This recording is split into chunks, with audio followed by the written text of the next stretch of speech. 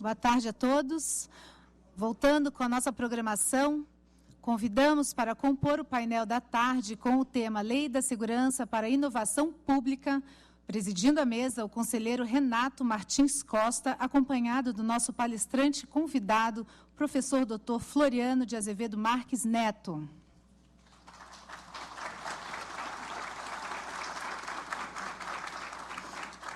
Convidamos também o conselheiro Dimas Ramalho.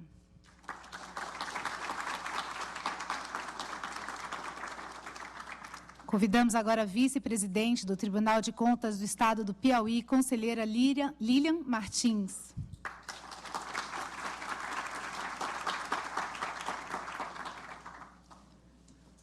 Agradecemos a presença do chefe do Gabinete Técnico da Presidência, Maurício Vanieri.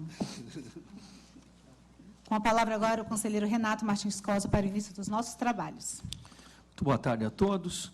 Temos a satisfação de receber o conselheiro Dimas Ramalho e eu, ao lado da nossa vice-presidente do Tribunal de Contas do Piauí, o professor Floriano de Azevedo Marques Neto.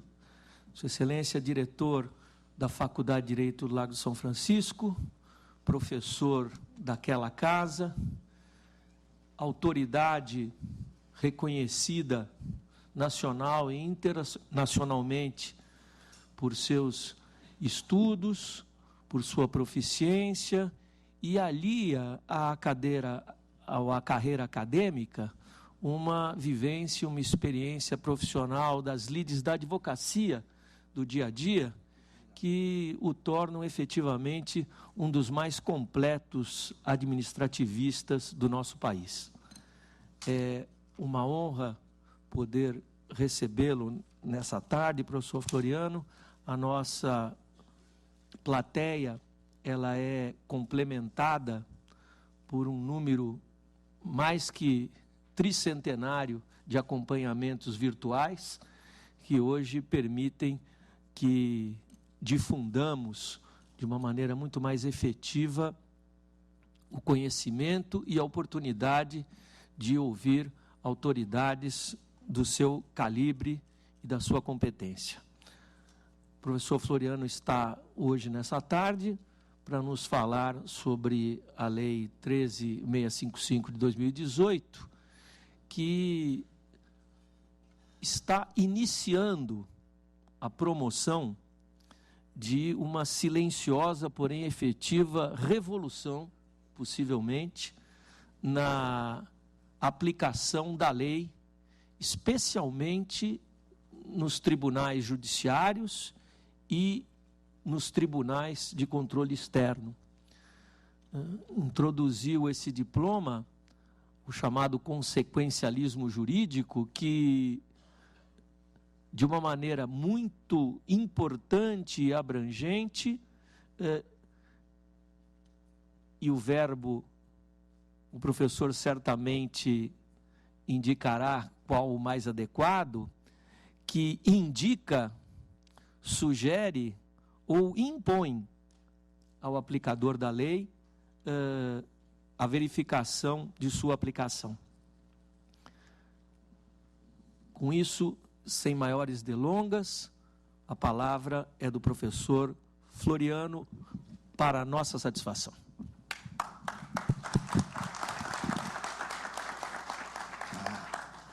Boa tarde a todos. O doutor Renato, como sempre, muito generoso nas palavras dele, mas ele me dá o gancho para colocar a minha satisfação de estar aqui e confessar a vocês que estar aqui é uma satisfação de várias vertentes. Por um lado, é uma satisfação porque é sempre muito bom estar junto e reencontrar pessoas que eu tenho como amigos, como são Dr. Dimas, Dr. Renato, conhecidos já de muita antiguidade, e conhecidos cunhados numa admiração que de minha parte é plena, imagino recíproca, não apenas nas lidas do convívio frugal, do convívio entre amigos, mas cunhada no respeito que se faz na divergência, no debate, na atuação intelectual e na convergência e divergência intelectual. Mas a minha satisfação também existe, porque para alguém que, como disse o doutor Renato, teve, hoje menos, por conta da minha atividade na faculdade, mas espero voltar, mas durante muito tempo uma atuação de advogado, estar aqui nessa mesa, estar aqui conversando com os senhores, eu tomo como uma honra, um momento de consagração. E, por fim, porque é muito interessante para mim, aí como acadêmico, mas também como alguém que militou na advocacia, ver o Tribunal de Contas nesse papel que ele hoje está assumindo. Explico. Vocês conhecem bem isso? Os tribunais de contas foram, durante muito tempo, órgãos registrais, né? Órgãos de mera documentação e registro dos atos da administração. A partir de 88, e nota importante, esse tribunal foi o primeiro tribunal de contas que eu conheço a introduzir o contraditório e introduzir a possibilidade do contencioso no julgamento de contas e no julgamento de atos, né? Antes do Tribunal de Contas da União, antes de outros tribunais, passou-se aqui a admitir, inclusive, o litígio em torno das contas. Mas os tribunais passaram a ser cortes de contas a partir de 88. E, mais recentemente, nos últimos 10 anos, os tribunais de contas, não todos, mas alguns deles, inclusive o Tribunal de Contas do Estado, se transformaram também em think tanks da boa administração pública, em centros de reflexão e produção de conhecimento para o aperfeiçoamento da administração pública, seja pela capacitação dos seus agentes, funcionários, seja pelo desenvolvimento do Ministério Público de Contas, e seja também pela percepção, que me parece que aqui no Tribunal de Contas, e esse evento é prova disso, se verifica, de que nada adianta ficar apenas reprimindo o mal feito, ou indo como a coruja de Minerva de Hegel, depois que o sol se põe, a fazer a narrativa do passado, mas colaborar para que a administração pública se aperfeiçoe, tenha menos mal feitos e tenha mais bem feitos, né? Então, uma reflexão como essa é prova de que, e eu acho que isso é irreversível, os tribunais de contas estão assumindo, eu não vou dizer gratuitamente, porque tem razão nisso, mas estão assumindo voluntariamente um papel de serem também centros de orientação, centros de desenvolvimento de boas práticas e difusão de boas práticas. E, nessa lógica, as alterações propiciadas pela 13655 na lei de introdução, elas são também instrumentos para isso. E eu vou falar, ao longo da minha conversa aqui, um pouco desse tema. O que eu vou procurar falar aqui e expor para vocês? Um pouco da relação entre a inovação no ambiente da administração pública e o papel da Lei 13655, o papel do que se convencionou chamar de nova LINDB, ou Lei de Inovação Pública. Eu começo falando de inovação. A ideia de inovação, ela desafia um tema que eu não vou aprofundar, mas um tema quase filosófico, entre estabilidade e mudança. Inovação implica mudança. Mas a inovação, ela não é antípoda, ela não é antônima da segurança jurídica. O grande desafio é como nós podemos fazer a inovação, o novo, a mudança, a transformação, se dar no ambiente de segurança jurídica, sem que ela se transforme em uma sucessão de rupturas que instabilizam o sistema jurídico, de um lado, e como, de outro lado, a segurança jurídica ou a estabilidade do sistema não inibe a inovação. Essas duas dimensões têm que ser pensadas de maneira muito séria.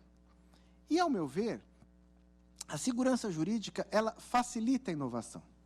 Por quê?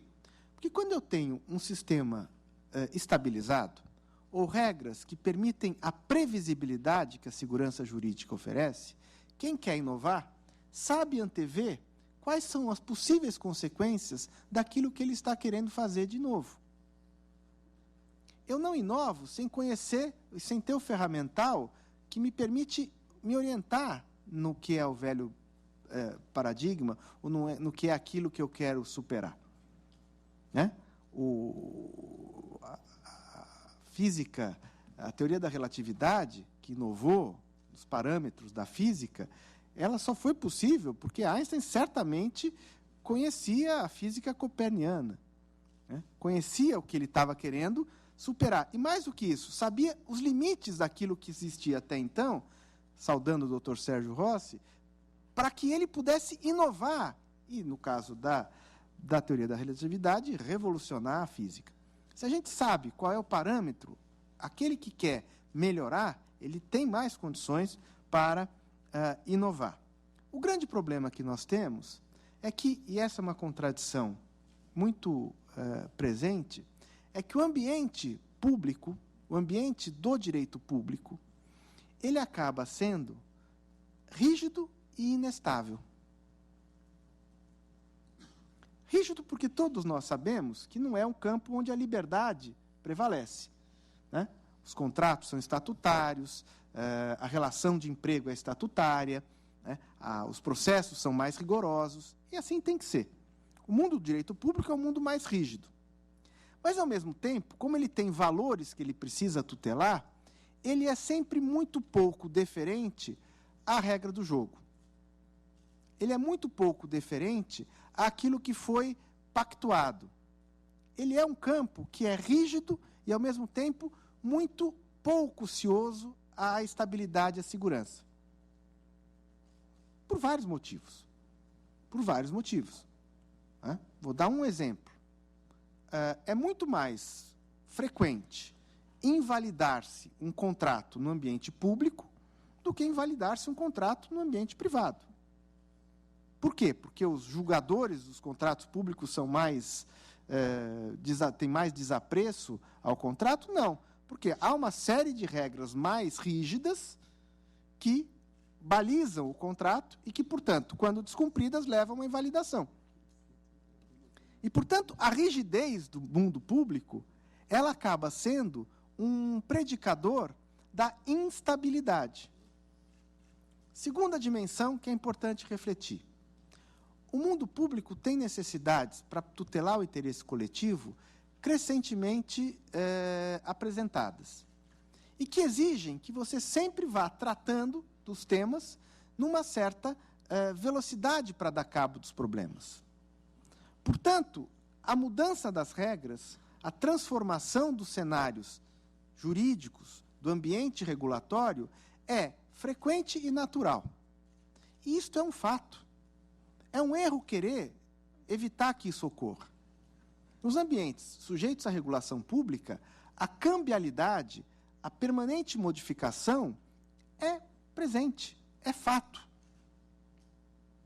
Porém, há que se ter algum regramento para que essa modificação não seja uma modificação instabilizadora ou desestabilizadora. Portanto, como eu faço para não impedir que uma mudança em prol do interesse público seja feita? E, em sendo feita, como é que eu faço para impedir que ela seja derrogadora da segurança jurídica? Regrando seus efeitos, estabelecendo critérios, estabelecendo parâmetros. E se vocês forem olhar para a lei de introdução, o que ela procura fazer é não negar a mudança, não negar a atualização, não negar o câmbio de jurisprudência, mas dizer como isso vai inserir, quais os efeitos que isso pode produzir e quais os requisitos que devem ser observados para que essa mudança ocorra, para que a invalidação ocorra, para que a sanção ocorra. É basicamente um esforço da ordem jurídica para balizar a realidade, que não é negável, do direito público. E, portanto, criar um ambiente de previsibilidade que favoreça a inovação. Que permita que, por exemplo, o gestor público faça algo fora do tradicional, sem praticar, só por isso, uma ilegalidade. Claro, se ele fizer algo fora do tradicional, que contraria a lei, ele tem que ser censurado, não está em discussão. Mas isso tem a ver com algo que me chamou muita atenção quando eu comecei a lidar no direito público, e que eu trago como uma... É real isso que eu vou narrar, mas eu trago como uma ilustração do que eu estou dizendo. Certa feita, eu discutia numa prefeitura uma determinada forma de contratação, né? Uma maneira de licitar diferente do que era feito. E aí, discutindo isso, contratado para isso, nem era uma prefeitura de São Paulo, lá pela Secretaria da Saúde. Posso até falar, Prefeitura de Belo Horizonte. Eu estava começando na advocacia e estava contratado para fazer, doutor Renato, a migração do Sistema Único de Saúde para a municipalização, que era algo que não tinha sido feito. E tinha uma série de desafios e cumpria a nós, contratados pelo Banco Mundial, fazer alternativas de viabilizar.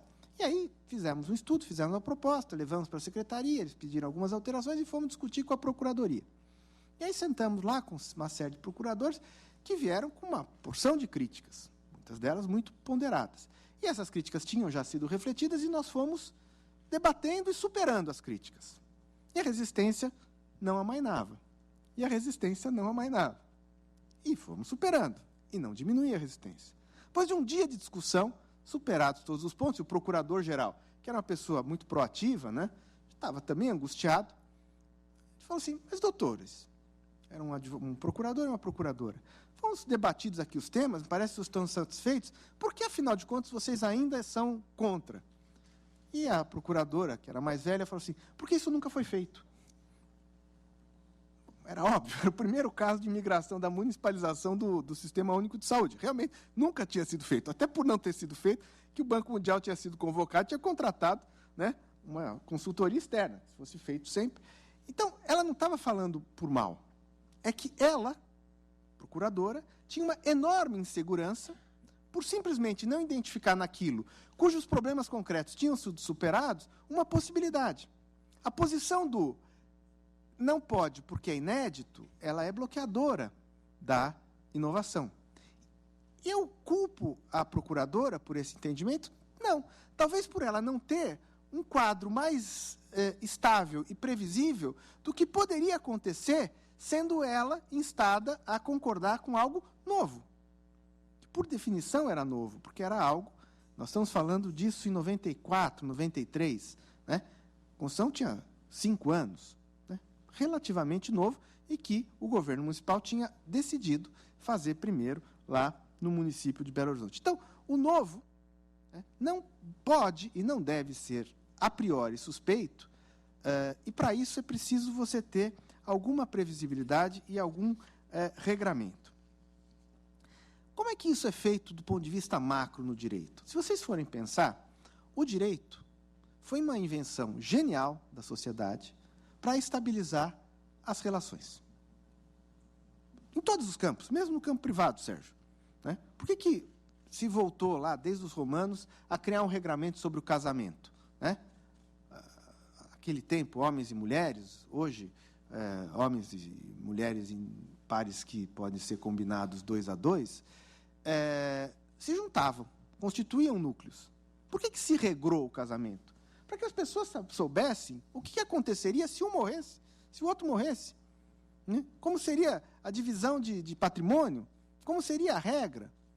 Né? Uns dizendo que o homem pode reprimir a mulher, em outros ordenamentos dizendo que não, mas basicamente porque o ser humano precisava saber como que era, né, tratado assim o convívio. E a propriedade, e depois todas as relações econômicas, etc. Então o direito é uma grande invenção para estabilizar as relações. Mas nunca foi dito que o direito era uma prescrição inscrita em pedra, salvo os 10 mandamentos. Como é que o mundo contemporâneo, né, desde muito tempo já, lidou com isso? Criando regras que têm que ser respeitadas enquanto vigentes e outras regras que disciplinam como essas regras podem ser mudadas. E se nós olharmos para a lei de introdução, desde a sua origem, lei de introdução ao Código Civil, nós vamos ver que os dispositivos que estão lá, basicamente, alguns deles, se prestam a dizer como se mudam as regras. Né? Por exemplo, o artigo que diz como as leis são revogadas. Né? A lei posterior revoga a anterior, a lei especial prevalece sobre a lei geral. Né? E isso é um conjunto de dispositivos para permitir a segurança jurídica na mudança. Ou, se quisermos de outra forma, permitir a inovação com estabilidade. com segurança jurídica. E nós que lidamos no direito público, temos que também passar a pensar nisso. Muita crítica foi feita, e eu recebo essas críticas de maneira absolutamente aberta, porque muitas delas são bem intencionadas, dizendo que isso é uma privatização do direito público.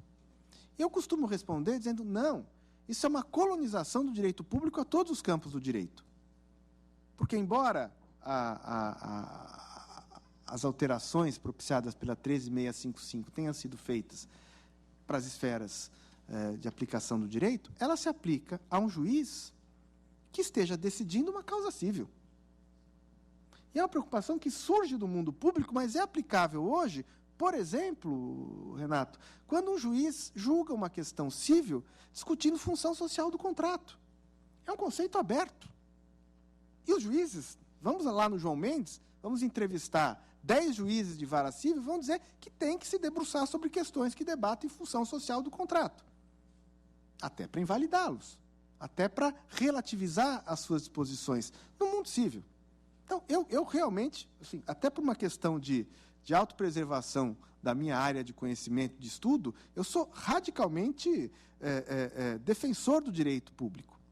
Mas nós não podemos continuar lidando o direito público como se ele fosse um waiver, um salvo-conduto, uma suspensão provisória da aplicação das regras do direito.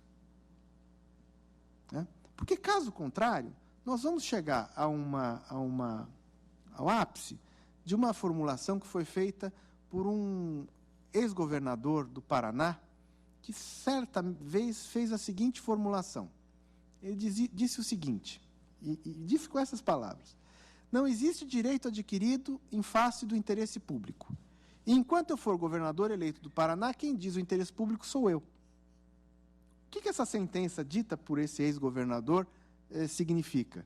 Que no Paraná não há direito oponível a ele, o autocrata. Porque se ele diz o interesse público e não existe direito antagonizável, adquirido antagonizável ao interesse público, eu não me submeto à regra do direito. Claro que isso é um exemplo exagerado, né, de um viés mais autoritário. Mas nós temos que pensar como fazer preservar os valores do direito público sem matar a inovação, sem asfixiar a possibilidade de mudança, ao mesmo tempo que garantindo segurança jurídica e o respeito aos valores da probidade, da legalidade, da legitimidade do gasto, etc., no mundo do direito público. E aí chegamos, então, à Lei 13.655, que é uma lei que eu tenho com ela, para além de ter participado da sua gestação e tal, eu tenho com ela uma relação ela foi muito rica de experiências, né? Primeiro, porque essa lei surge de reflexões tão vagas quanto as que eu fiz até agora, né? Reflexões mesmo de cunho acadêmico, geradas em artigos, gerou um projeto. Esse projeto foi um projeto academicamente discutido, proposto no Congresso, sem grande pretensão, né, sem grande apoio de governo, de bancadas, etc., e que tramitou no Congresso, devo dizer aos senhores, de maneira muito, muito mais tranquila do que imaginávamos. Né? Tivemos lá 3 vezes, em audiências públicas, discutindo com o relator, depois com a relatora, primeiro com a relatora no Senado, depois com o relator na Câmara, e o projeto foi aprovado. Quando ele foi aprovado no Congresso, iniciou-se uma outra batalha, uma batalha aguerridíssima, né, de críticas ao projeto. Algumas críticas pertinentes, alguns vetos foram postos ao projeto, e outras críticas que demonstravam assim, uma enorme preocupação sobre o que eles não conseguiam ver. Né, sobre o que os críticos não conseguiam ver. Era mais uma crítica de que devem estar pensando em alguma coisa que eu não estou enxergando do que propriamente do que dizia o texto. E depois veio uma quarta fase. E a quarta fase é extremamente rica, por várias coisas. Primeiro, eu tenho visto aplicações da lei de introdução extremamente positivas que eu nunca havia pensado que eram possíveis e que eram necessárias. Segundo, estou começando a ver uma jurisprudência ser produzida muito relevante. ainda que percebamos muita dificuldade de lidar com esses conceitos, e vamos falar deles, de consequencialismo, etc. Em terceiro lugar, isso me surpreende, eu tenho percebido que alguns órgãos, alguns espaços, da onde surgiram as maiores críticas, são os que melhor estão aplicando a lei. Dou um exemplo. O Tribunal de Contas da União foi bastante crítico, né? Houve uma reunião de meia dúzia de ministros do Tribunal de Contas da União com o presidente da República para quase exigir o veto. E o Tribunal de Contas da União, sancionada a lei, passou a aplicá-la de maneira absolutamente natural, inclusive para dar decisões polêmicas, né, em julgamentos de contas de gestores. Bom, essa é a experiência. Qual que é qual que foram as nossas preocupações e que geraram esse texto? Primeiro, a verificação de que a lei que nós lidamos hoje, no dia a dia, é uma lei diferente daquela lei que nós tínhamos no começo do século passado. Sérgio, você sabe bem disso. Uma coisa era aquela lei do direito civil, aquela lei liberal, com o comando preciso, com palavras muito objetivas, e cuja aplicação era simplesmente o enquadramento dos fatos à hipótese típica da lei. Eu brinco sempre com meus alunos que é o exemplo do artigo 121 do Código Penal. Né? Matar alguém, pena de tanto a tanto. Não existe muita discussão sobre o que é matar, né? Sobre pena. E se o sujeito tiver rudimentos de aritmética, ele entende os números, né, e faz lá o enquadramento. O direito que nós lidamos hoje, e isso não é novidade para nenhum de vocês, é composto por normas altamente complexas, e muitas delas que não são aplicáveis, compreendidas e aplicáveis com um mero conhecimento vernacular. Elas precisam ter um aporte de conhecimento do intérprete que não é pouco. Quando nós interpretamos uma norma que se faz recorrer a conceitos abertos, né, e aqui não confundamos valores jurídicos abstratos com princípios, porque há princípios que não são valores jurídicos abstratos. Legalidade é legalidade, ponto. Né? Há princípios que recorrem a valores jurídicos abstratos, né? Moralidade. Mas há conceitos jurídicos abstratos que permeiam leis que não têm nada de princípios e que, para a sua aplicação, dependem do intérprete conhecer uma jurisprudência, conhecer um conteúdo valorativo, fazer um juízo intelectual de dosimetria e proporcionalidade. Né? Pense em moralidade. Ele aporta um cabedal de informações para poder extrair do princípio um conteúdo aplicável. Como a lei não é mais como ela era no século passado, é preciso ter parâmetros de aplicação da lei que vão além da aplicação do ponto de vista temporal ou de alguma regra que a lei de introdução já tinha de recurso à analogia. É preciso ter algum tipo de parâmetro. E essa era a primeira preocupação. Segunda constatação, que também é cogente, mas que nós tentamos traduzir aqui como norma legal, é a seguinte. Lá, quando foi editada a lei de introdução, nos anos 40 do século passado, quem que tinha competência para aplicar o direito de forma vinculante, de forma mandatória? Quem é que era o órgão do Estado que aplicava o direito de forma mandatória? O judiciário. Era o juiz que aplicava o direito de forma mandatória, produzindo efeitos imediatos. O mundo contemporâneo, nosso direito hoje, isso está altamente ampliado. O Tribunal de Contas, quando julga e regulariza as contas de um prefeito, essa decisão, per se, torna o prefeito inelegível, sem precisar o judiciário declarar, ratificar, validar. Os tribunais de contas, hoje, produzem interpretação vinculante do direito e com resultados e efeitos imediatos. Pode até se recorrer ao judiciário para invalidar ou para discutir, mas a decisão em si, ela tem efeitos. As agências reguladoras decidem questões, e muitas vezes essas questões não são reapreciáveis pelo judiciário, pelo princípio da deferência, que causa efeito direto no mercado. O CAD, quando decide um ato de concentração, ele resolve se uma empresa pode comprar outra ou não, de imediato. ou quando julga um ato infracional, um cartel, produz efeitos imediatos, inabilita uma empresa de imediato. O Tribunal de Contas da União, o Tribunal de Contas do Estado também, mas o Tribunal de Contas da União mais, aplica uma sanção de idoneidade para a empresa imediatamente está proibida de contratar. Portanto, de um lado, a lei não é mais aquela que nós aprendemos no colégio, na faculdade, e o mundo jurídico hoje é permeado por uma miríade de órgãos que aplicam o direito, e eu não me refiro aqui a interpretar o direito que nós todos fazemos no dia a dia dos nossos afazeres, mas aplicam o direito, ou melhor, editam uma determinada exegese jurídica que produz efeitos de imediato.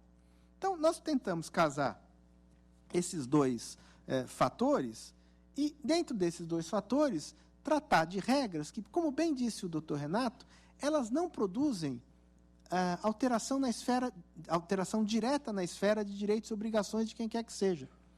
São normas que se dirigem a quem tem competência para aplicar o direito. São normas parâmetro, normas de balizamento da aplicação do direito. Não há, na 13655, nenhuma regra que se dirija ao cidadão, ao indivíduo. Elas são regras, como as outras da lei de introdução, que se dirigem aos aplicadores do direito, aos produtores do direito. Como é a regra que está lá, já desde 40 e tanto, dizendo que o tratado internacional se incorpora à ordem jurídica em que escala da hierarquia normativa, ou que nós vamos ter um determinado regramento para suprir lacunas da lei, um determinado regramento para saber qual é a lei vigente. É nada mais, nada menos do que isso. E é um ferramental que procura aperfeiçoar a aplicação do direito nesse cenário que nós vivemos. Quais são os vetores que nós adotamos para esses dispositivos da nova LINDB? Primeiro, é o fato, e é inegável, e isso não é ruim, é bom, que cada vez mais exista uma prerrogativa bastante larga, bastante forte, destes aplicadores do direito aplicarem o direito a partir de uma construção hermenêutica muito, muito potente. Isso, se vocês forem olhar o texto, isso não é coibido. Isso é reforçado até. Dando, porém, e esse é o primeiro vetor, a esse intérprete reforçado, um ônus argumentativo. Então, vejam e comparem o artigo 20 e o artigo 21. O artigo 20 e o artigo 21 não são idênticos e nem são antagônicos. O artigo 20 diz o seguinte, olha, se o intérprete houver por bem aplicar uma decisão, praticar uma decisão, recorrendo como fundamento a valores jurídicos abstratos, ele deverá ter o ônus argumentativo de perquirir as consequências da sua decisão. Aí alguns disseram, mas como assim? O intérprete vai se substituir à administração? Não, ele não vai se substituir à administração. Ele vai apenas demonstrar que, ao fazer aquela construção baseada em valores jurídicos abstratos, ele se preocupou em analisar as possíveis consequências, não todas, porque isso é inesgotável, isso é imprevisível. Ninguém quer que o intérprete seja onisciente e preveja o futuro. Mas quais são as consequências, quais são as possíveis e expectáveis consequências daquela decisão baseada em valores abstratos? Já o artigo 21, ele se refere às decisões que dizem respeito à invalidação de um ato contrato, baseadas em valores jurídicos abstratos ou não, em que o intérprete, o aplicador, vai ter que ter uma preocupação em analisar quais são as consequências daquele ato de invalidação. Não para deixar de invalidar. Aí vem um ponto que até foi tocado pelo doutor Renato. É verdade que esses dois dispositivos têm um vetor, pode ser chamado de consequencialista, eu chamo de imposição de algum ônus argumentativo. Mas, embora não generalizado, não era, no passado, incomum nós termos esse tipo de julgamento. Talvez não com a completude do levantamento de todas as consequências, mas não era incomum. Eu já assisti neste plenário o Tribunal de Contas invalidar contratos firmados com empresas de coleta de resíduos, por ilicitude do contrato, definindo que a consequência seria fixar um prazo para o poder público relicitar o serviço e com uma previsão do que aconteceria nesse entretempo. Por quê? Porque na análise de consequências se viu que simplesmente parar de colher lixo ia ter um problema. Há decisões aqui no Tribunal de Contas do Estado falando isso, fixando uma consequência, não posso parar, ou em outros casos, negando representação contra o edital para dizer que essa representação produziria uma consequência de perenizar a empresa que estava contratada por emergência. Isso é análise consequencialista. É feita. Se vocês quiserem outro exemplo, eu posso dar 10 decisões do Supremo analisando questões tributárias em que o impacto nas contas da União foi tomado como razão de decidir consequencialista daquela decisão. O que a LINDB fala, há um ônus para todos aqueles, e não é um Tribunal de Contas como o do Estado de São Paulo ou o Supremo Tribunal Federal que tem esse ônus. É qualquer aplicador do direito, inclusive naquela prefeitura lá do interior, ou o juiz que está na comarca lá no fim do mundo.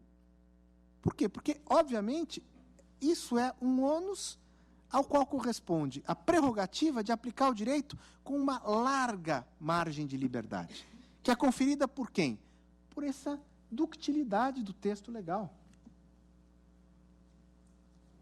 É inegável, é irreversível, e eu julgo bom que o intérprete tenha essa margem, porque o mundo de hoje é tão complexo que é impossível o legislador precisar, com bico de pena, o texto normativo para restringir a discricionariedade hermenêutica. É impossível. O mundo de hoje é muito complexo.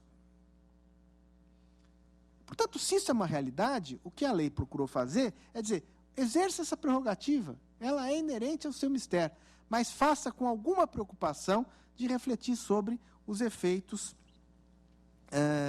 para o caso de invalidar um ato ou, no caso do artigo 20, recorrer a um valor jurídico abstrato.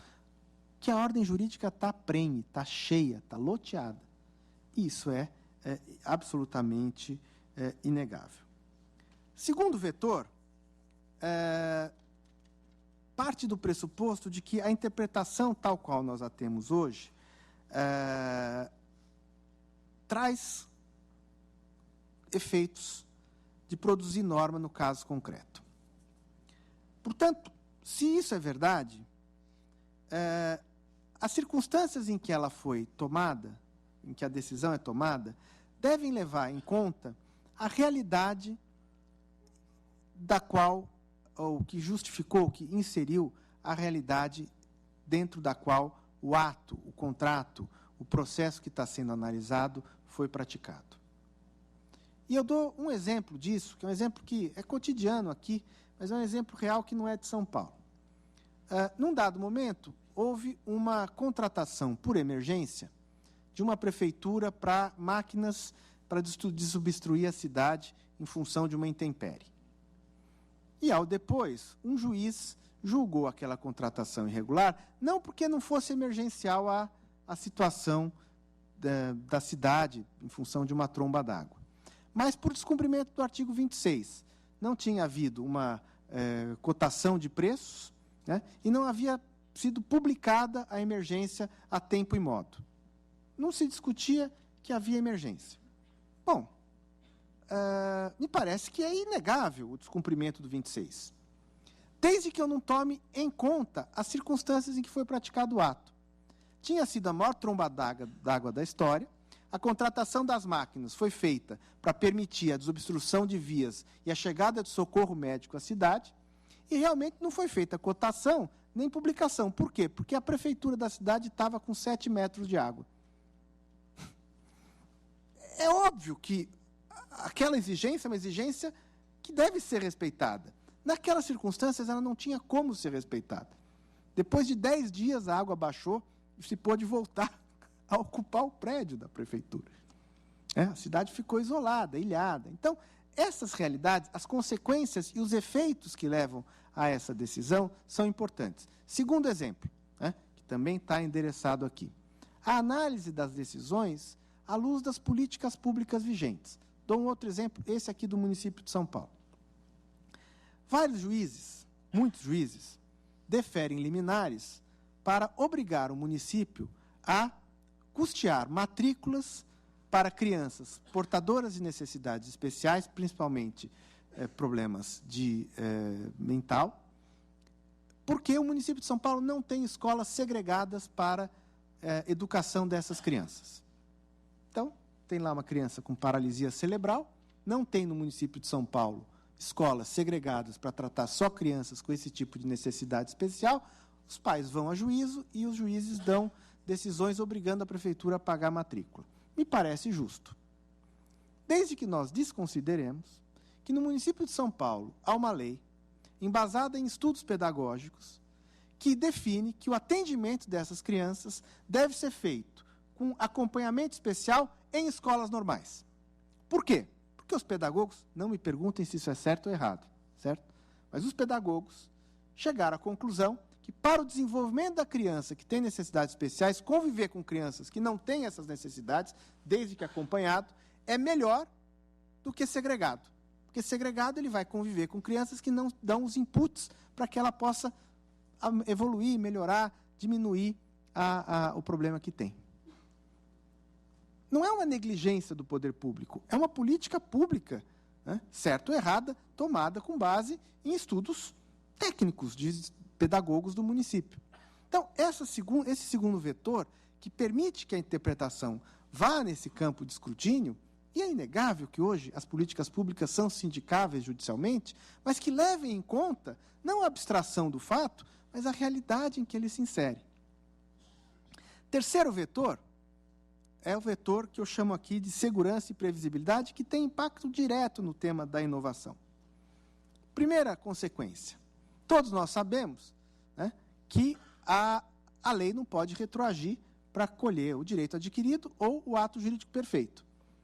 Essa é uma disposição, inclusive, interessante, porque é uma disposição que tem assento constitucional, mas ela surge no nosso ordenamento, ela aparece em 34, não volta em 37, e de 42 até 46, a única norma que continha a irretroatividade das leis era a LINDB. Por quê? Porque 34, a Constituição quase não teve vigência, tinha esse dispositivo. Caiu na Constituição de 37, só volta em 46. Mas em 42, a lei de introdução coloca esse dispositivo. Vejam, eu trago esse exemplo para dizer, era uma lei que propunha restrições às outras leis. Por quê? Porque a LINDB sempre foi uma lei de interpretação, de parâmetros hermenêuticos das outras leis. Fecho o parênteses e volto aqui. Bom, a lei não pode retroagir. Tá. E a interpretação da lei pode? O entendimento pode retroagir? Não me parece razoável. Mas como assim, Floriano? Claro, porque a interpretação do aplicador da lei, ela causa ou ela gera em leis que não são aplicáveis diretamente, que pressupõem um recheio hermenêutico, gera norma no caso concreto. Ah, Floriano, isso quer dizer que os tribunais, os juízes, os órgãos reguladores não podem mudar o seu entendimento? Claro que podem. É natural que façam isso. Isso é devolução do direito. Mas não podem fazer para aplicar um fato que foi praticado dentro de um contexto anterior.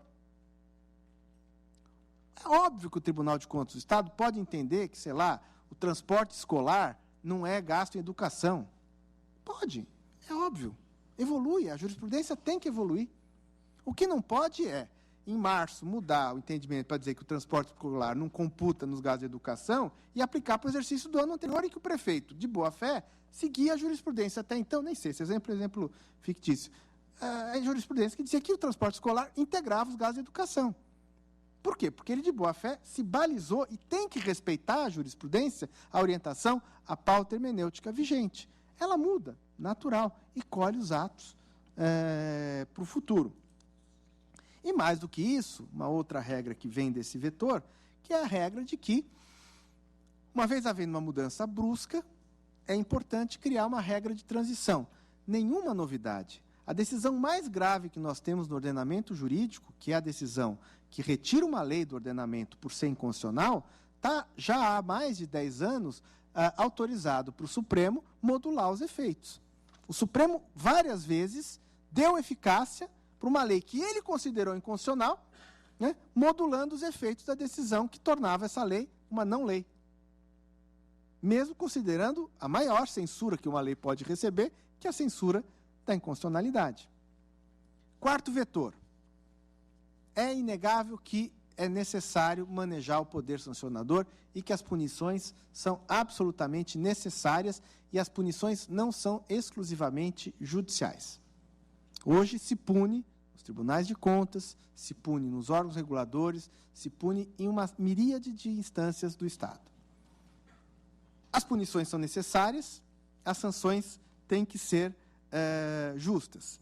E aí, basicamente, dois dispositivos da 13655 estão subjacentes ou englobados nesse vetor. O primeiro, que foi talvez o segundo mais polêmico, que é o artigo que diz, acho que 28,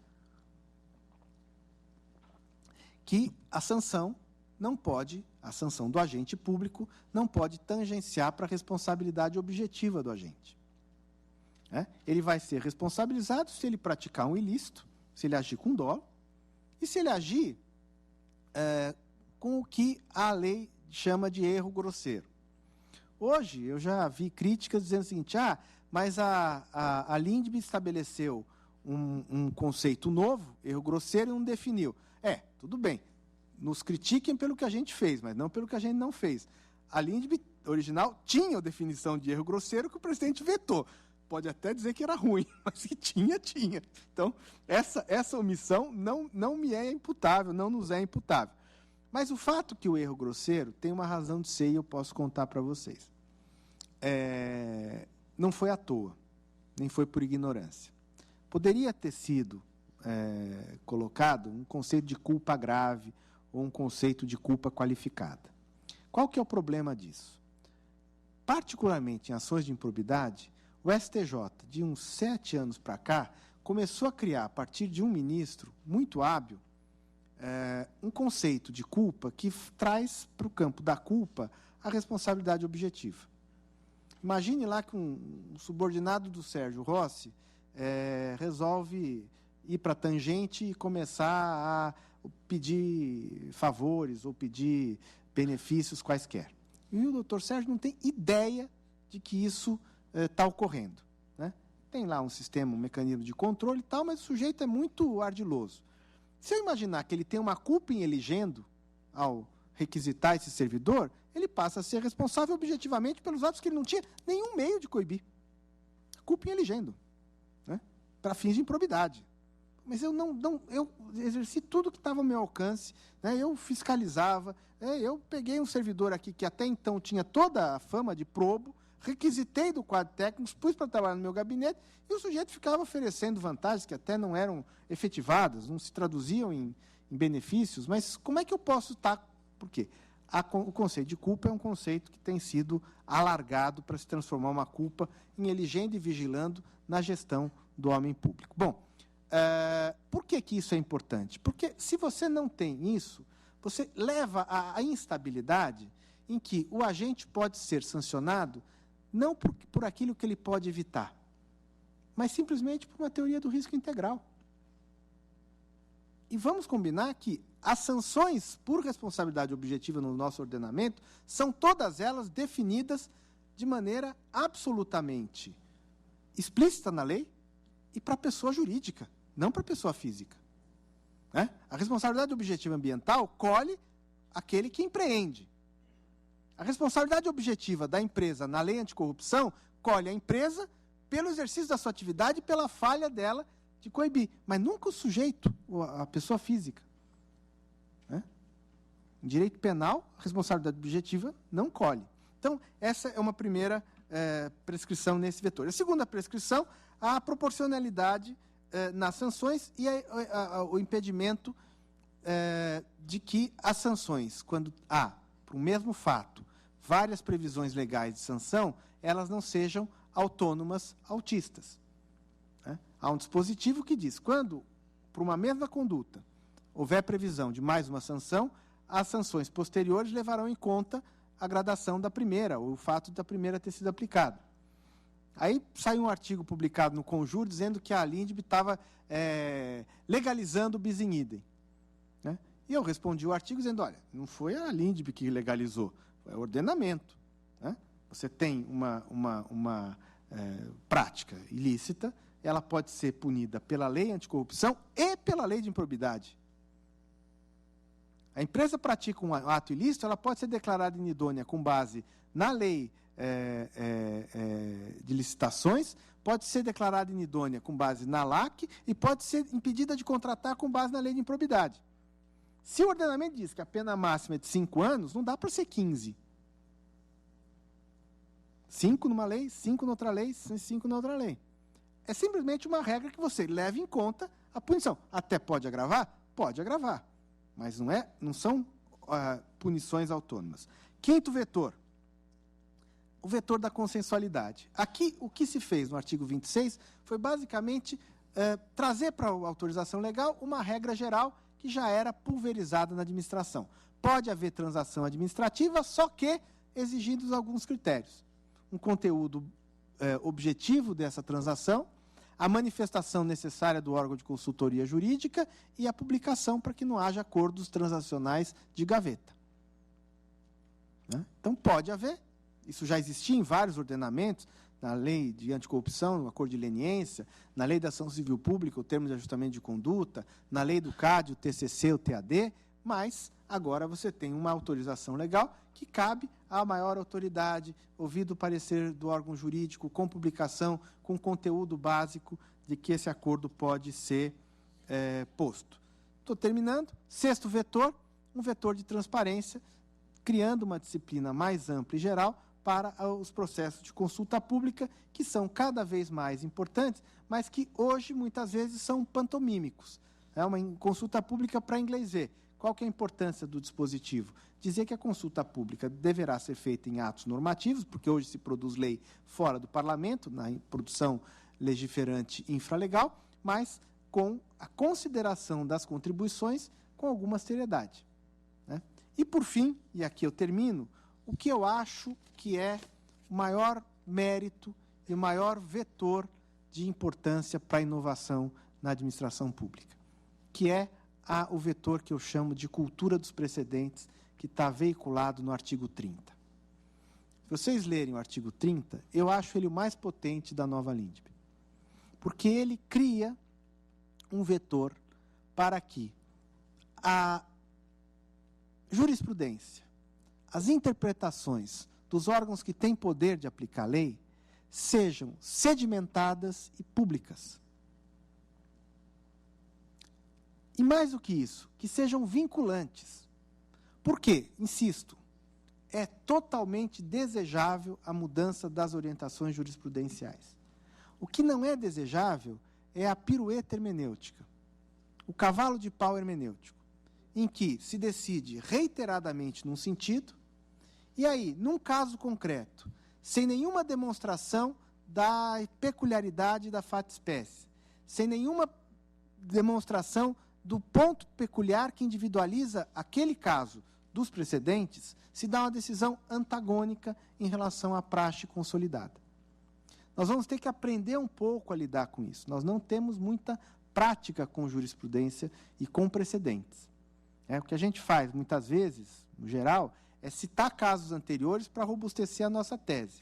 Mas a cultura do precedente é seguir a orientação que foi consolidada. E eu não me refiro apenas à criação de repercussão geral em todas as instâncias. Eu me refiro à necessidade de sumular a jurisprudência, necessidade de publicar a jurisprudência e, principalmente, a necessidade de se editar algo que nós estamos começando a editar, que são precedentes normativos. Súmulas, enunciados, que têm que papel? né? Não são para manietar os órgãos julgadores, mas são fundamentais, e com isso eu termino, para orientar o gestor, orientar o agente de boa fé. O agente de má fé, esse, meus caros, não adianta. É só no porrete. Esse não tem jeito, porque o sujeito que quer praticar o ilícito, ele vai praticar. Ou é da índole, ou é da decisão que ele já tomou. Agora, é muito importante, e para isso o artigo 30 tem uma função, que nós permitamos instrumentos para a boa orientação do agente de boa fé. Aquele sujeito que quer se inspirar no que é a boa interpretação. Por quê? E com isso eu termino e customizo para o Tribunal de Contas.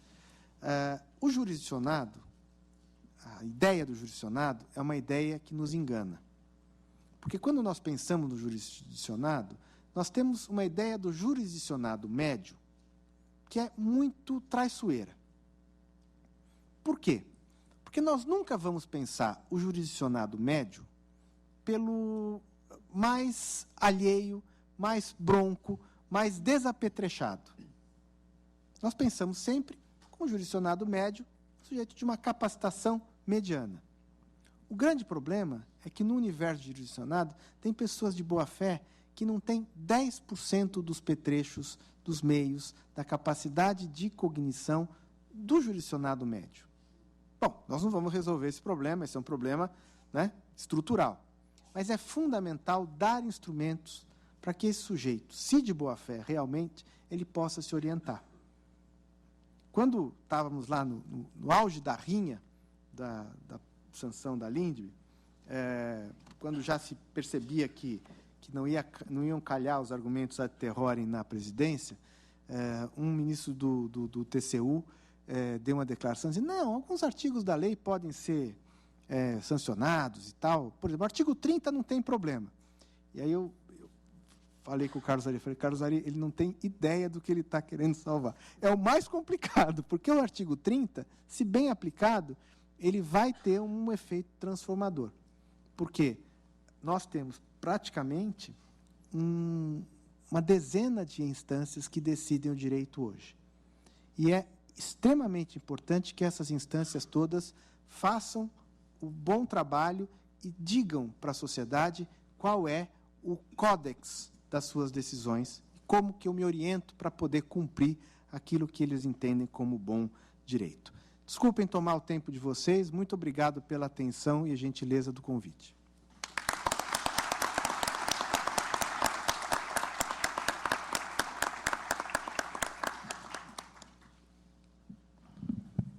Meus amigos, tivemos o privilégio de ouvir da fonte criadora a análise tão abrangente, tão clara e, ao mesmo tempo, tão profunda em conteúdo dos efeitos das alterações da Lei de Introdução às Normas de Direito Brasileiro que foram trazidos pela Lei 13.655.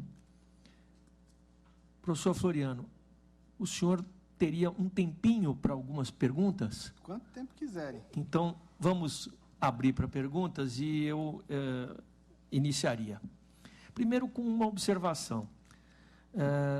Talvez aquela tramitação que foi aqui acentuada, surpreendentemente tranquila, do projeto no Senado e na Câmara, tenha trazido ao mundo jurídico um certo espanto, e eu falo aqui pela nossa casa, quando a lei estava em mãos do presidente Michel Temer para a sanção. Todos nós, de uma certa maneira, reagimos como a procuradora de Belo Horizonte. Ficamos um pouco alarmados com as alterações que se vislumbravam, né, com a introdução desses dispositivos. Mas, como o senhor mesmo colocou, na verdade, aqueles que, eventualmente, se impressionaram com o conteúdo da lei, ao se aprofundar no seu estudo, ao verificar as consequências da sua aplicação,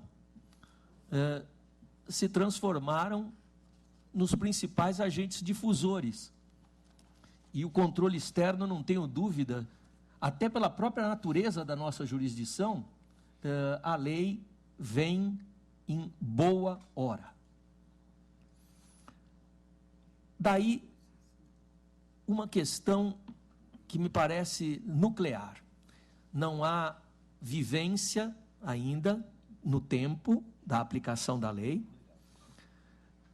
porém, temos que projetar o que ocorrerá no futuro.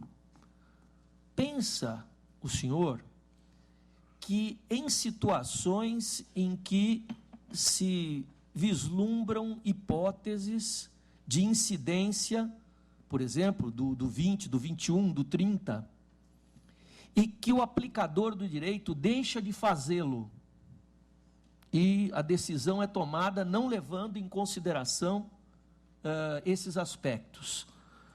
O senhor vê a possibilidade disso, ou disso gerar, inclusive, uma nulidade que possa vir a ser proclamada pelo Poder Judiciário em face do agente que deixou de observar esses aspectos?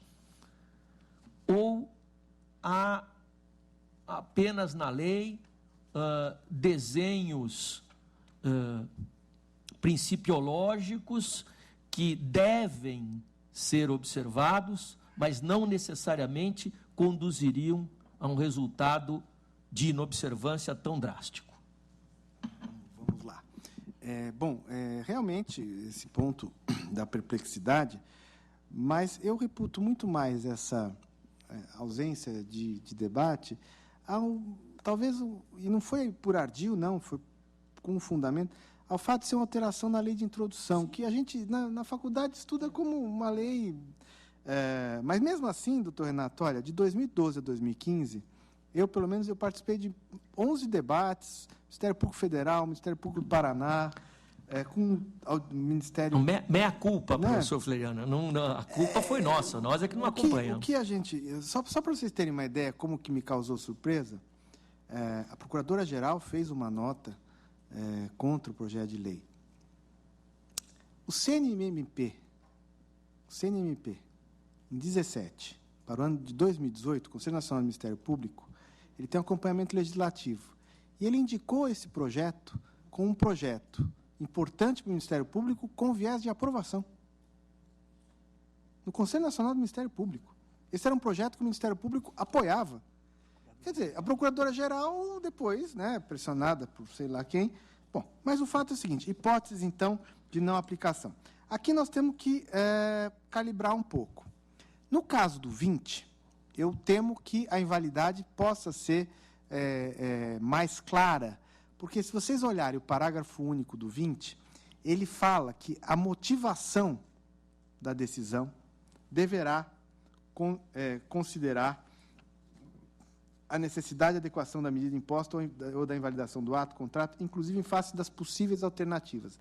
Aqui, por essa redação, uma decisão baseada em valores jurídicos abstratos que não faça isso, ela pode ser tomada como uma decisão com vício de motivação. E o vício de motivação é um fator de invalidade, desde sempre. No caso do artigo, depois eu volto para o 21, no caso do artigo 30, eu acho que o enforcement é menor, porque ele traz um comando que as decisões devem ser apostiladas, publicadas, e as decisões reiteradas devem criar uma vinculação. Mas eu acho que, do ponto de vista do efeito concreto, o descumprimento de uma jurisprudência, de umas decisões reiteradas, fica um pouco mais frágil como um fator de invalidação direta. Agora, no caso do artigo 21, que, como vocês sabem, diz que o ato de invalidação deverá indicar de modo expresso consequências jurídicas ou administrativas, aqui nós estamos muito próximos de uma sentença, do que ocorre com uma sentença judicial que descumpre aqueles requisitos que o Código de Processo Civil, o novo Código de Processo Civil, exigiu para o juiz. né? Então, vocês sabem, o juiz tem lá uma série de exigências que ele vai ter que fazer, algumas até parecidas com essa, e a jurisprudência tem entendido que, quando ele não cumpre, aquilo é um fator de reforço à necessidade de revisão. Justifica embargos de declaração, mas é um fator de reforço da necessidade de decisão, mas não suficiente para invalidação, no caso, anulação da sentença. Então, pode-se gerar, em algum caso, a invalidação, é uma falta, é uma ausência de completude na decisão, mas talvez não seja uma invalidação direta. No caso do artigo 20, me parece que é incontroverso, nós temos ali um vício de motivação, porque a lei fala que a motivação deve necessariamente trazer a análise das alternativas. No fundo, doutor Renato, eu tenho dito que o terceiro turno da Lindbe vai ser travado no STJ. Porque, principalmente no judiciário, descumprimentos desses dispositivos têm gerado embargos de declaração, né? Esses embargos de declaração, providos ou não, têm gerado questionamentos em recursos que, certamente, por ser lei federal, logo vão chegar ao STJ em recurso especial. E aí o STJ vai definir qual é a abrangência desses conceitos. Então, em resumo, no artigo 30, eu acho que não é uma invalidação direta, no artigo 20, acho que sim, e no artigo 21 vai depender um pouco de como que a decisão vai construir a sua fundamentação. Está aberto para perguntas do auditório. Doutor Sérgio Rossi.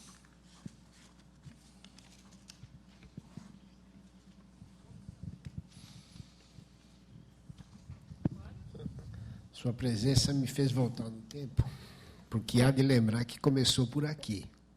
Vossa Excelência era um jovenzinho, não que tenha envelhecido, mas... Tempo inefável. Mas Vossa Excelência é de brilho permanente. O conselheiro e presidente Renato Martins Costa disse com razão, assim, nós nos rebelamos aqui, num primeiro momento, com a edição da lei. Sinceramente, fizemos até algumas observações que, diante da exposição de Vossa Excelência, perdem força diante do objetivo. Mas, assim mesmo, existem algumas coisas que parecem um pouco inaplicáveis. Eu estou voltando muito para a nossa jurisdição, para as nossas ações e para as nossas decisões, né? Se nós apreciarmos o artigo 21, que diz que a decretação, a invalidação de ato, contrato, ajuste, processo ou normas deverá indicar de modo expresso suas consequências jurídicas e administrativas.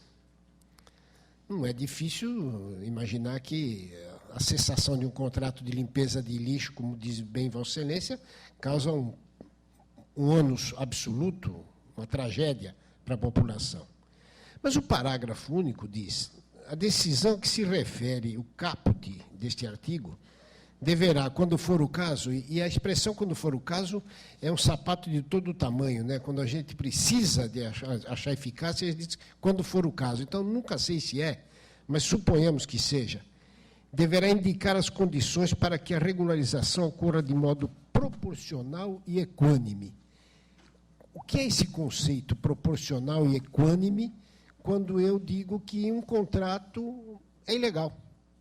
E que, naturalmente, ele vai implicar, obrigatoriamente, numa tomada de posição. É lamentável que a gente não possa fazer isso no momento da ocorrência, que a nossa ação seja sempre posterior. Nós estamos tentando mudar isso. Mas o que significa decretação de irregularidade? E, para regularizar, eu tenho que ser proporcional e equânime. Não é vazio esse conceito para ação no tribunal? Não, é fácil. O tribunal vai ter que dizer, por exemplo, se naquele julgamento de invalidação ele viu o particular de má-fé ou não. Se o particular está de boa-fé, vai ter que dizer que tem que aplicar a lei para que ele receba, por exemplo, o que foi executado desprovido de lucro, com a margem de lucro, fixado o BDI a partir dos critérios tais ou quais do tribunal. É isso. Agora, eu posso dizer, olha, tendo sido o partícipe apurado aqui nesse processo, o particular desse contrato inválido, copartícipe do ilícito, o tribunal entende que a consequência equânime é que ele não receba nenhum benefício em função da indenização que a própria lei determina que deve ser feita quando você invalida o contrato particular de boa-fé. É isso. Vocês já fazem. Eu entendi, mas eu olho como o nosso grande cliente, o agente público. Uhum. E eu não sei se eu tenho condições, quando eu digo eu, estou dizendo o Tribunal de Contas, evidente, se tem condições de dizer que aquele agente agiu com má-fé ou de forma não dolosa. tendo sido indicada a presença de má-fé, o poder público deverá instaurar processo para verificar a conivência ou não do particular. Em havendo conivência do particular, ele vai ter que pagar só os custos já incorridos ou indenizar para evitar o enriquecimento ilícito. Em não havendo, ele vai poder, o contrato é inválido, indenizar pagando o BDI só na parte dos tributos. Claro, veja, a lei não pode exigir do destinatário mais do que está ao seu alcance, né? O tribunal faz análise do contrato, há casos, você sabe, que a má-fé está lá, né? A má-fé está lá, né? O contrato é inválido, um caso que, acho que até uma vez teve um contrato invalidado por alegação de privilégio do particular que exercia o serviço e tal, etc. E era tão cabulosa a fraude que a minuta do edital já tinha o nome da contratada.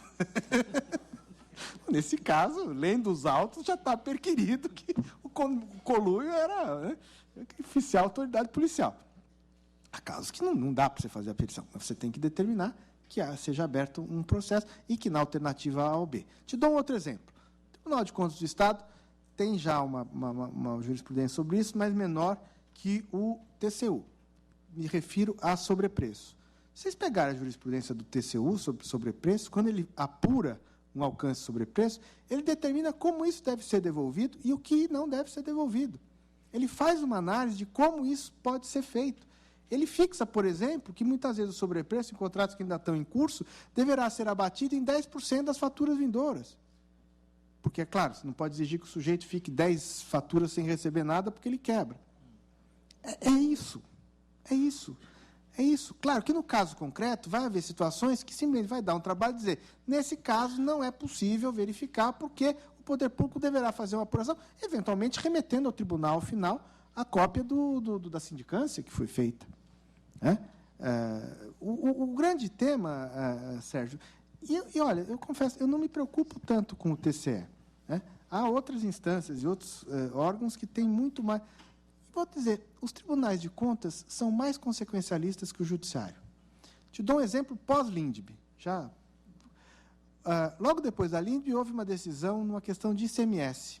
Recomendo ICMS no Tribunal de Justiça. Foi dada a decisão, a parte embargou, dizendo, olha, o senhor disse que eu tenho que mudar essa forma de recolhimento do ICMS, assim, assado, mas com base na Lindbe, o senhor, por favor, analise as consequências, né? Integre a sua decisão com as consequências dessa recálculo do ICMS. Porque certamente devia ter alguma consequência lá para... E aí o desembargador respondeu assim, bom, pede para fazer uma análise consequencialista. A decisão determinou que o cálculo do ICMS deve ser por dentro ou por fora, não sei bem. A consequência é que ele vai pagar mais tributo, ponto. Então, o judiciário é muito mais desatento a isso. Por quê? Porque, e agora tende a se aperfeiçoar, o Tribunal de Contas olha também para o impacto, né, nas contas públicas, etc. Mas se ele dá uma decisão de invalidar um contrato, ele vai ter que olhar como se faz o desfazimento desse contrato.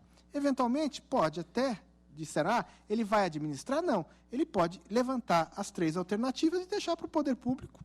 Olha, você não vai ficar sem lixo, então você pode fazer um contrato de emergência por prazo não superior a esse, manter esse contrato, dar outra atividade dele por tantos meses, ou fazer enquanto não termina a licitação, um cadastramento de empresas e fazer isso sem privilegiar ninguém.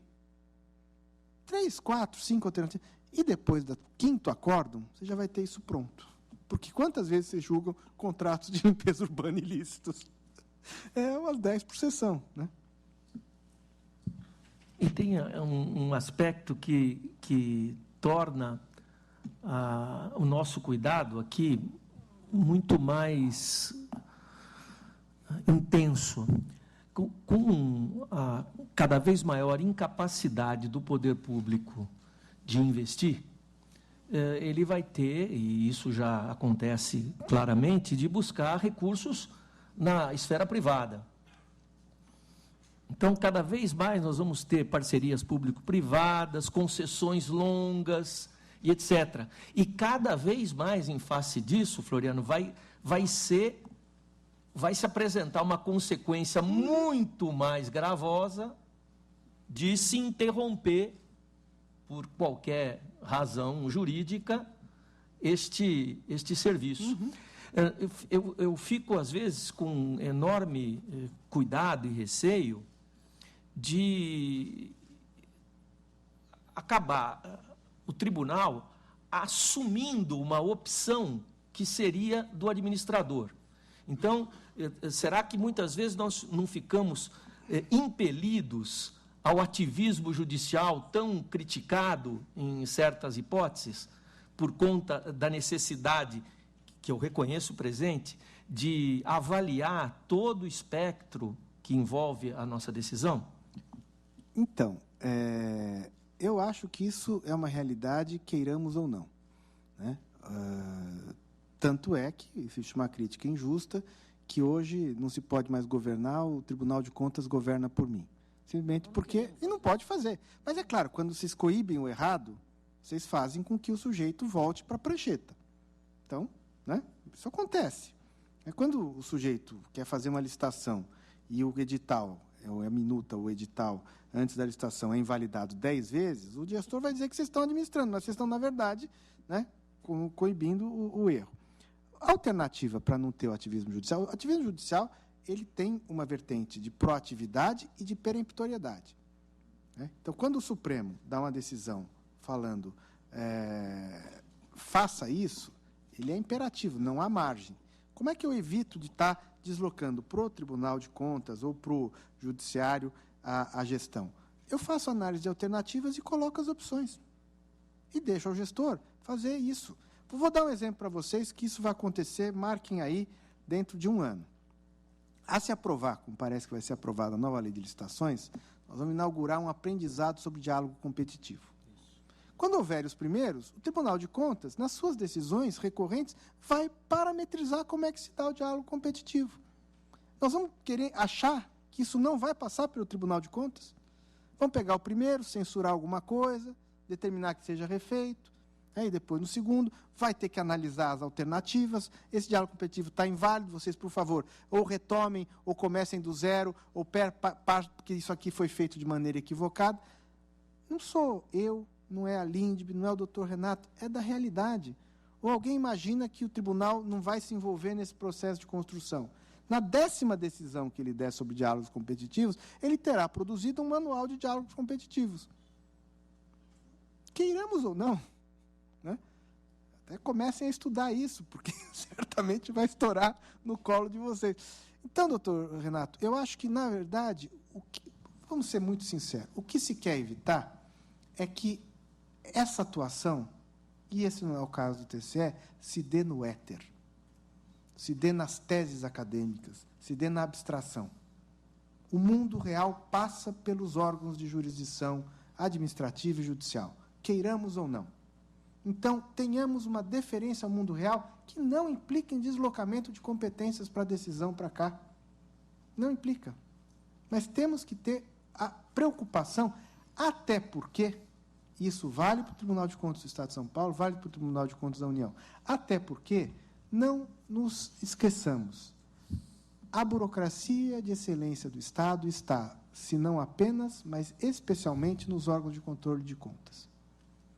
E eu acho que é uma omissão imperdoável que a capacitação que existe nesses órgãos não sirva para contribuir para o aperfeiçoamento da administração pública. E vocês não vão, como eu disse, produzir as orientações de diálogo competitivo porque são mais assanhados ou porque são mais intrusivos, mas simplesmente porque são mais capacitados para dar essa orientação. Talvez não para a Procuradoria do Estado, mas certamente para a Prefeitura de Itapipoca, sem dúvida. Vamos negligenciar isso? Vamos ficar na condição passiva de só reprimir o errado? Ou vamos dar as alternativas, fazer as análises de consequência? Temos um aprendizado, não há dúvida. Eu estou tentando até organizar, lá na Universidade de São Paulo, um curso sobre juízos consequencialistas, trazer um pessoal dos Estados Unidos que estuda isso para poder dar capacitação. Nenhum problema. Temos que aprender, muito. Mas não dá para nós deixarmos isso. Eu acho que a LINDB caminha no sentido da censura do julgamento abstrato, que já não é a realidade de muitos tribunais. Insisto, porque não é uma novidade totalmente inaugural.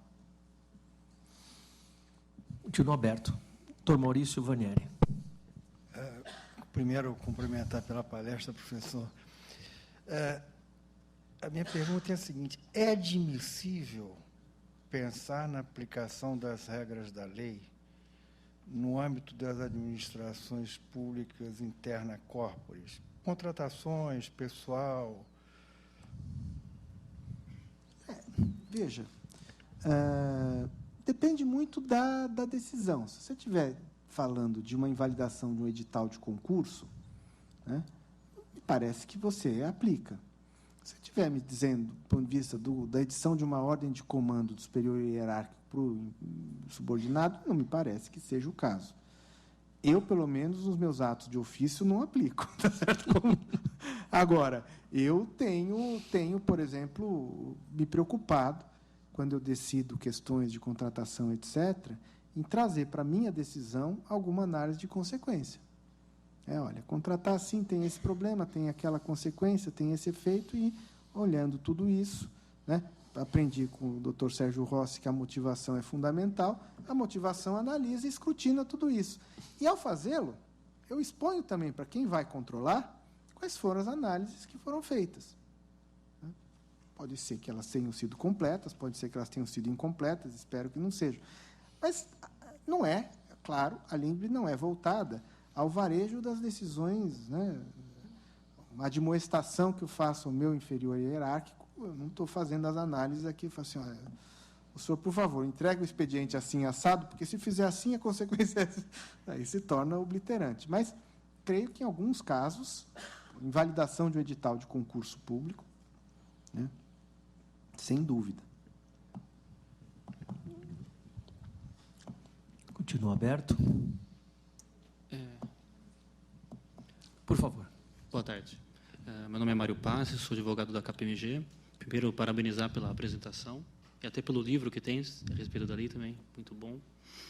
E minha pergunta é o seguinte, um pouco nessa esteira, né, um pouco mais complicado, mas a LINDB também traz o artigo 28 da consequência do agente público, que responde pessoalmente. Não sabe que a lei ainda é nova, ainda tem muito que ser avaliado pelos tribunais. Mas imaginando que o artigo 28 seja aplicado em decorrência dos artigos que se antecedem, qual a consequência, qual a responsabilização, até onde poderia ser a responsabilização? É na pessoa do agente, mas teria algum ressarcimento ao licitante, no caso de uma decisão, de uma licitação que tenha sido mal invalidada? Até onde que iria essa consequência? Você está se referindo ao 28 ou 22? 28. 28. Qual a consequência? Desculpa. Para o agente público, que responde pessoalmente, até onde iria essa consequência? As consequências são as que são predicadas nas leis vigentes. Né? Na lei, no Estatuto do Servidor, na lei de improbidade, na lei anticorrupção. Né? O que se está querendo evitar aqui? Que você puna o erro. Todos nós erramos. Todos nós erramos. Né? Eu não posso ser punido, sancionado por um erro comezinho. Eu dou um exemplo. Se eu sou um procurador e eu opino num determinado expediente com fundamento, com base na jurisprudência, com base na doutrina, é óbvio que depois podem discordar de mim. Né? Divergir. Isso não me faz praticante de ilícito. Agora, se eu, para beneficiar um determinado agente, eu faço um parecer totalmente ardiloso, desconsidero documentos ou fatos que estão nos autos, cito uma lei que não é mais uma lei vigente, né, e armo uma opinião totalmente indutora ao erro, eu aqui pratiquei pelo menos um erro grosseiro, se não um dolo.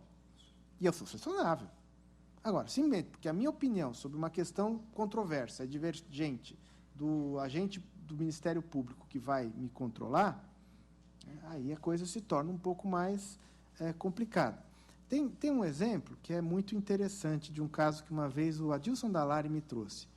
Eram 2 cidades do interior, ambas com um problema de emissão de poluentes de saneamento básico. E aí, na cidade vizinha, foi feito um longo inquérito e tal, e o promotor da cidade fez um termo de ajustamento de conduta e fixou com o órgão de saneamento do município uma série de critérios que eles tinham que seguir para emissão de poluentes. Qual era a carga, como é que fez uma gradação para o sujeito ir investindo conforme o orçamento permitia para melhorar o tratamento e diminuir a poluição. O prefeito da cidade vizinha pegou o TAC, né, e aplicou isso, né, no seu município. O promotor da cidade vizinha não concordava e tascou-lhe uma ação de responsabilização. Bom, eu acho que aqui você pode até tascar a ação para obrigar o sujeito a ser mais rigoroso, mas punir aquele prefeito que, poxa, autuou no processo administrativo o TAC que o Ministério Público fez com o vizinho e cumpriu aquilo, dolo não tinha, não ficou provado que tinha nenhum benefício que ele recebeu e tal. É uma culpa porque não consultou não sei quem. Então, é esse o objetivo. Agora, a responsabilização do agente tem uma miríade de normas que prevêem a responsabilização. Insisto, a LINDB não tem nenhum comando aplicável direto ao indivíduo. Eles são comandos que se aplicam ao aplicador do direito. Portanto, são comandos de eficácia reflexa.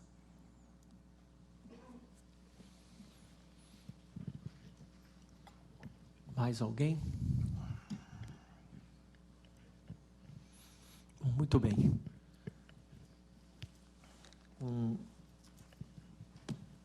À disposição do professor Floriano em colaborar com o nosso tribunal, com a nossa Semana Jurídica de 2019. Ficam os nossos agradecimentos e eu gostaria de registrar materialmente as homenagens desse tribunal. Então, Renato, fazer uma entrega de uma placa, nosso convidado, em agradecimento à sua participação, brilhante participação. Os dizeres da placa são: o Tribunal de Contas do Estado de São Paulo manifesta seu agradecimento ao professor Dr. Floriano de Azevedo Marques Neto pela palestra proferida na 17ª Semana Jurídica, compartilhando suas experiências com o objetivo de contribuir ao desenvolvimento de nossa sociedade. Nosso muito obrigado.